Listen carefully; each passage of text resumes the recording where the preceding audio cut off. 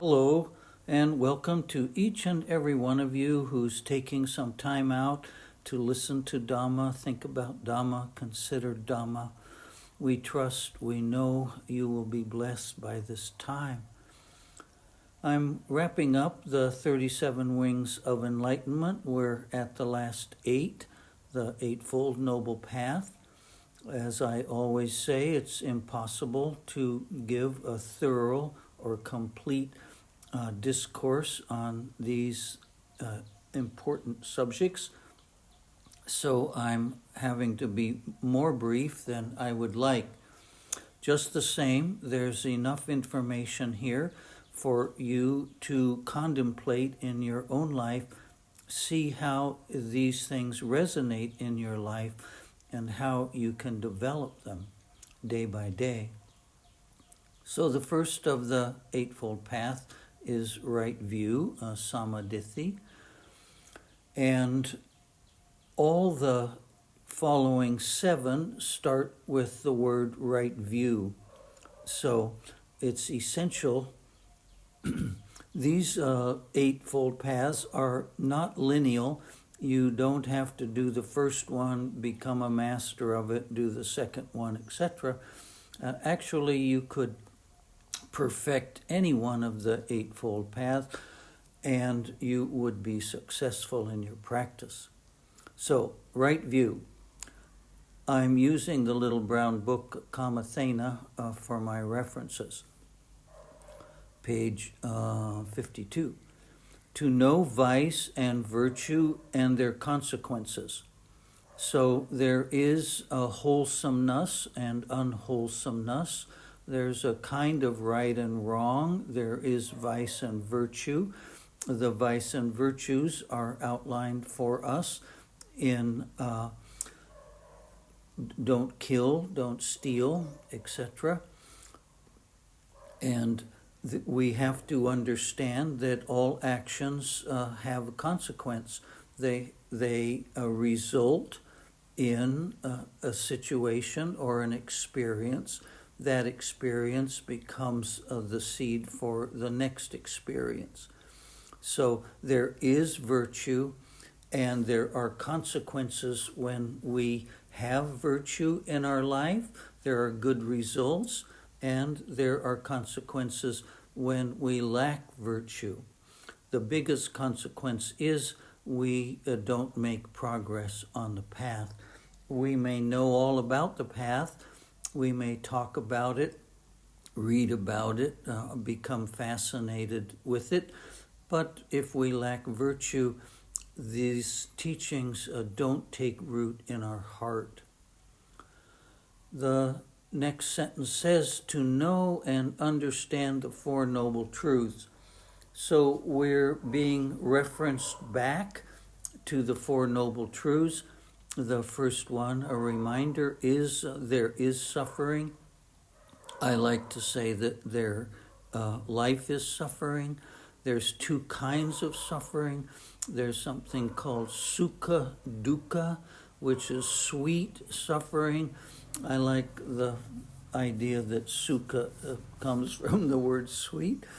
Anyway, it's the suffering we have when we love things, when we're excited, when we're having fun, when we're attached to the sensations and emotions that we like. And of course, there's dukkha suffering, physical suffering, financial suffering, aging, illness, of course, eventually death. There's suffering in relationships, in our job.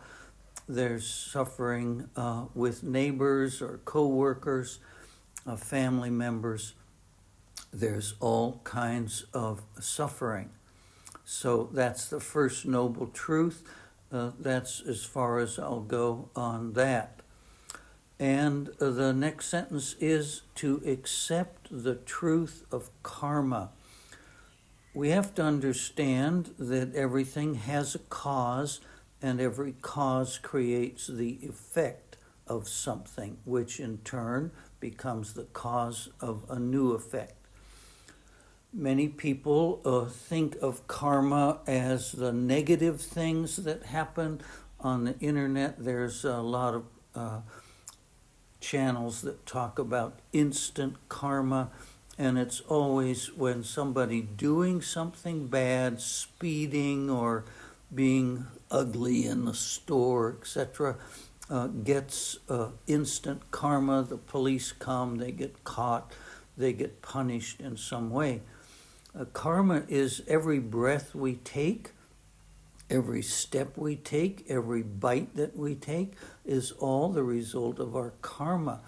Our friends, our family is our karma.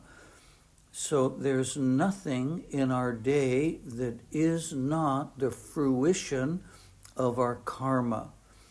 So if we are having experiences that we really don't like, that we feel we're an innocent victim, that's a misunderstanding. We can alter our karma by continuing to perfect our virtue, to be more and more kind, more generous, more forgiving, more compassionate. That will help weaken our negative karma and make it not nearly as painful as it might be otherwise.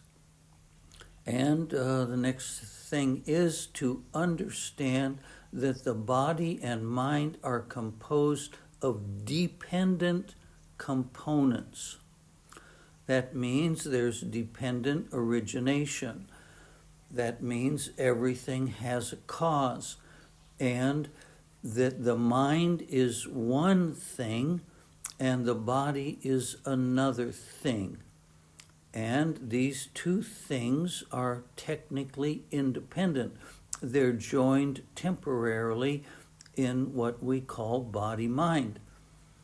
But they are not we, they are not ours. There is no ownership. There is no somebody who owns this body or owns this mind. So we must, the mind sees the path to sensation of suffering if we have right view. Right view is the key that opens the door to Dhamma. So there's a brief overview of what we must hold in consciousness all day, every day, if we're going to practice right view. This is not me.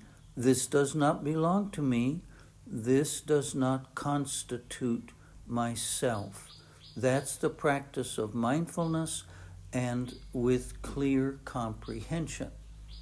So there are some helpers that will strengthen our ability to practice right view, and the first one is virtue. We must constantly be awake and aware of what we're thinking, how we're speaking, what is the emotional content of the mind in the present moment, and of course, how are we acting? And we have those 5 precepts to guide us how to think, how to speak, and how to act. Another asset will be to have a wisdom, to have knowledge of the Dhamma. Now that knowledge, that when we say wisdom, wisdom is direct experience, and a knowledge is a kind of information. You're getting information from this talk. That's not enough. The discussion and contemplation of what is learned. So you can talk with like-minded people about what these lessons that you've read about or heard about or thought about and get feedback. Tranquility is essential. We must be able to calm the mind sufficiently to watch it, to guard it, and to direct it. And that requires quieting the mind, usually through the use of meditation. And that will result in insight. So vipassana means insight, insight meditation is the wisdom that arises when we practice the Dhamma correctly. Okay, thank you very much. Thank you for listening to the end. I hope you'll contemplate these ideas and deepen your practice. Thank you.